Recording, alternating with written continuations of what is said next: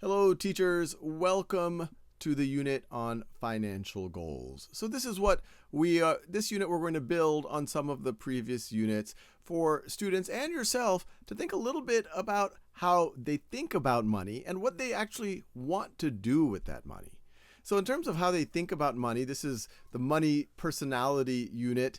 And who doesn't like filling out a survey and figuring out their personality? We don't quite have a survey here, but it is helpful for people to, and we know none of us fall into just one bucket, but it's always good to have a framework for what types of positives and weaknesses you might have when it comes to money, what types of biases that you might bring to the table so that you might be able to protect yourself and others against them.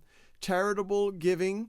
This is a financial goal that you might have. We all want to have positive impact on the world, and Khan Academy is a not-for-profit. I'm just reminding folks who are thinking of a nonprofit to give money to, but I'm glad that this is part of the discussion. And then SMART goals, which is actually really useful even beyond financial literacy when you start thinking about goals that are specific, measurable, achievable, realistic, and time-bound. So it's not just like, I want to be successful. Well, no, that's not so specific or even measurable.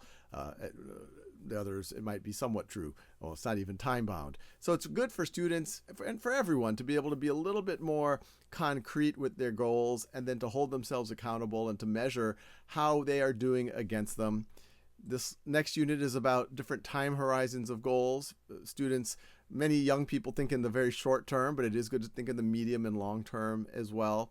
And then we go into ideas of net worth. And a lot of people hear, oh, this person is worth that much, or they hear terms like assets and liabilities, but this will give a little bit more specificity to what those words mean and hopefully make the kids a little bit more sophisticated. So as always, if you have limited time, I encourage you to go through the exercises which you could do very fast if you want to just do the unit test to get a sense of things. But ideally, watch all the videos, bring a little bit of your own story to this, and encourage your students to talk about these ideas with their parents. Not only will it make these ideas hit home a little bit more, but it might, in many cases, help the parents.